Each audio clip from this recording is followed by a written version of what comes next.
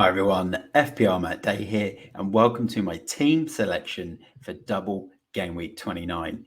At time of recording, we're around 24 hours until the deadline for what's going to be a huge double game week. So please get your comments in, any questions, any thoughts that you have on my team as well, and my potential moves that I'm going to make. Get them in the comments. Please like this video, subscribe if you are new to the channel. And like I said, just then, get every comment in. I want to hear your transfer thoughts. I want to see what moves you're looking at making, your captain headaches, anything you have, get it into those comments. But I'm going to share screen now. Let's share screen. I want to show you my team, how it looks right now.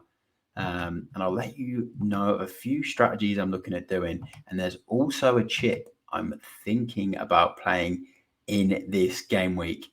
So look at that team. That's my squad at the moment.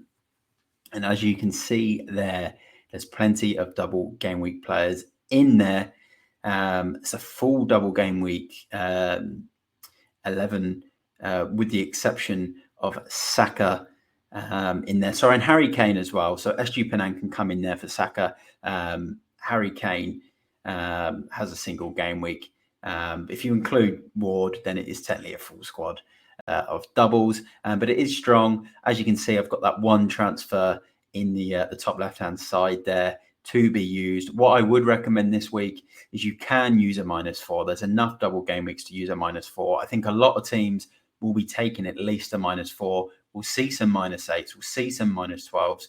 I've even seen a -20 online as well. So for me, I think a -8 is fine as well, especially if you are using a triple captain or a bench boost. You'll recover those points back. And also, if the player is playing twice, you've got to look at it as if he gets 2 appearance points and another 2 appearance points, it pays back itself the hit. It then becomes 0.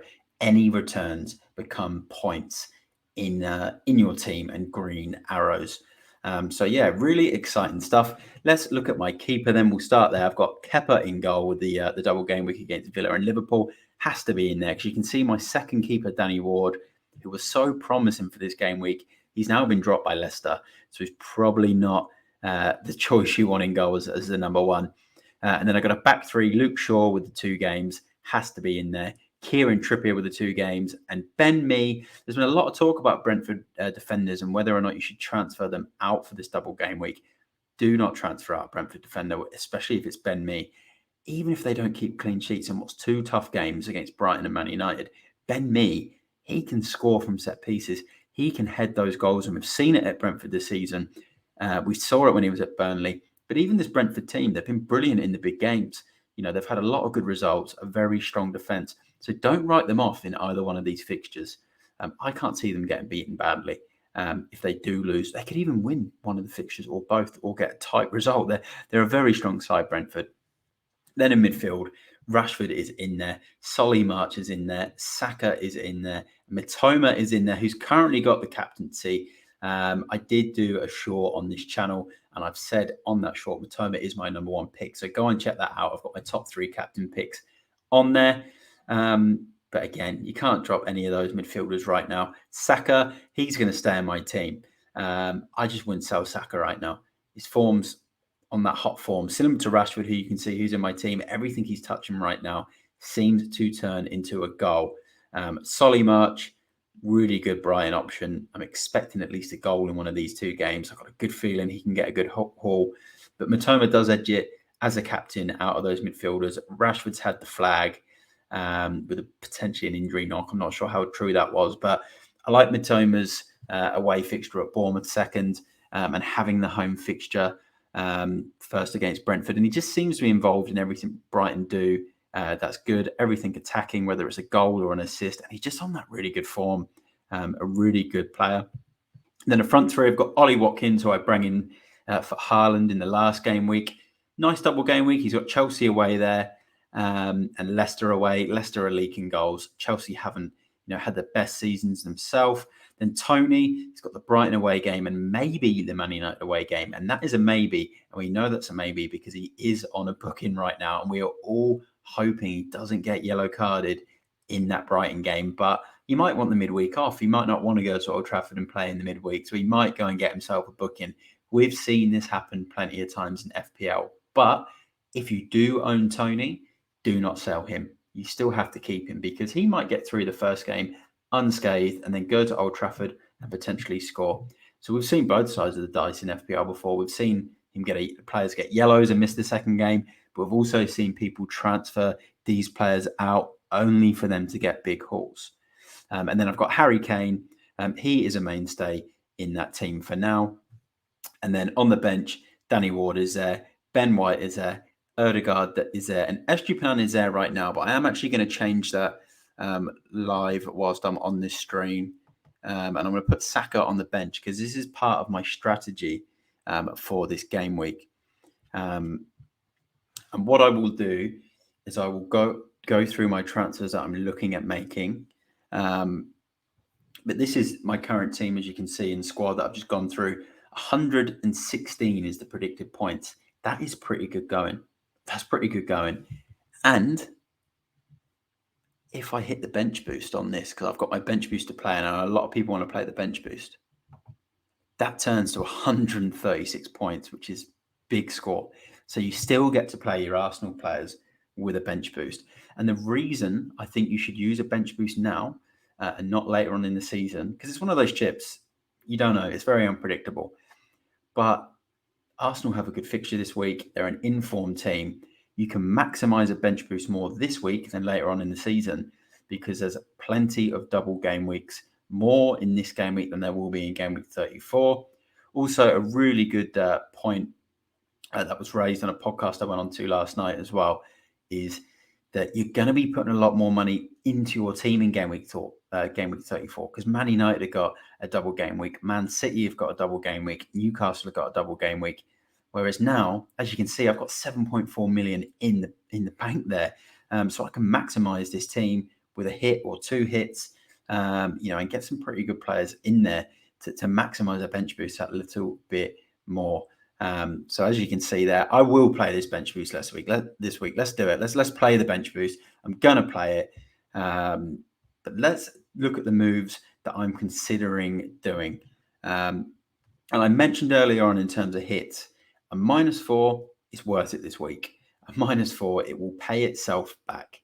Plenty of teams will take a -4.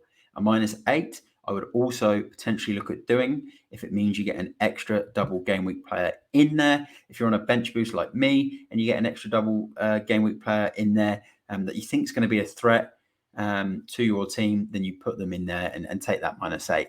Anything above that, I think, is probably just stretching it and overstretching it. Also, if you've got a wild card, you can afford to probably take that extra hit or two because you're going to be wild carding these guys out, especially as well if you've got the free hit for blank game week 32. But let's look at a couple of transfer possibilities in my team. So Danny Ward there still looks like he's being dropped by Leicester by the sounds of it. So he will come out. And this is the goalkeeper I'm looking at bringing in. And look, it may or may not surprise people. It's going to be Neto. 4.5 million from Bournemouth. Look at that predicted points. It has just jumped up to 140 points, which is pretty good going. If I'd taken back out there and I go up here to Danny Ward again, who I had before, it was 136 points. So it's given me that extra 4 points predicted, and that's just with the one transfer. So let's put Neto back in there. So that's going to be the first transfer I'm looking at doing. I just want to actually click. Here's another goalkeeper I like as well. Neto. Apologies, not Neto. Navas from Nottingham Forest. I'll tell you why I like him as well. So let's go to Nottingham Forest and Navas. That gives me 132 predicted points. So not as many. And that's probably because Forest haven't been keeping the clean sheets. But Wolves at home, low scoring Wolves, and Leeds away does tempt me towards him. But the reason I want to bring in Neto instead, 4.5 million. He's got 2 home games, Fulham and Brighton. Look, I think he will concede in at least the Brighton one, but the Fulham one, no Willian, no Mitrovic. A lot of their biggest goal-scoring threats are banned and can't play. So it gives Neto a bigger opportunity. And in a recent home game against Liverpool, 1-0 win, 10 points. So when they do keep clean sheets, he gets save points, he gets bonus points. So he's a really, really good option this week for me. I think he edges it as the best second keeper if you're looking at swapping out Danny Ward Because Bournemouth have had some success with home games and a couple of tight wins. Let's go to my second pick, and it's going to be a midfielder. And I know Ødegaard's been phenomenal in FPL this season, and I know Saka has as well, which is why I'm going to keep one of them. And Saka's the one I've got to keep. And I said this to someone earlier. It's a 60-40. And I'll tell you why, 60% in Saka's favour, because he gets penalties and the forms he's on.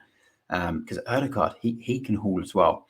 But you've got to go for a player that gets 2 games this week, because there's some top midfielders that have 2 games. And the one that is edging it for me is this man here, James Maddison.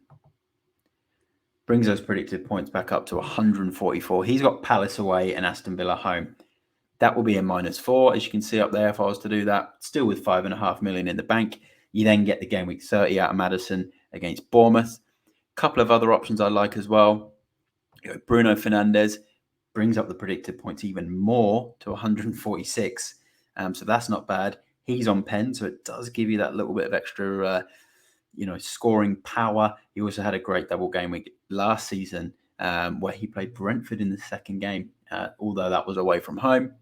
And then another option that I've been liking that is on a double game week, and this is a bit of a sneaky option. It's a big differential. 2.9% is Jared Bowen. It does bring the predicted points down to 143, but Southampton home, Newcastle home.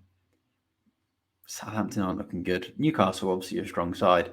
Or Southampton have improved, but they are in a relegation battle, and so are West Ham. West Ham need the win. They need the goal. So Bowen could be a cheeky pick this week. And remember, these predicted points are with me on the bench boost right now.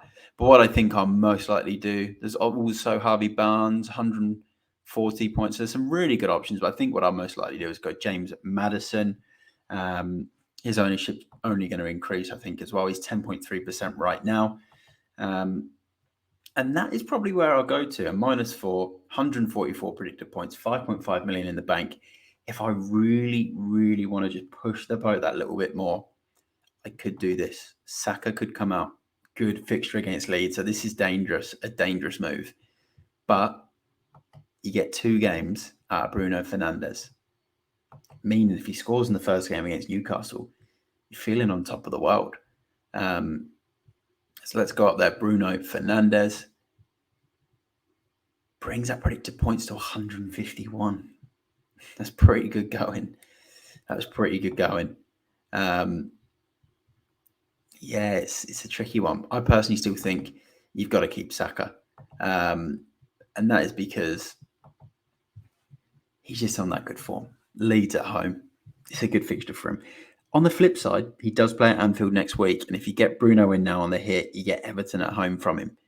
So it's not the worst idea. Another one I looked at was Ben White out on a -8 here.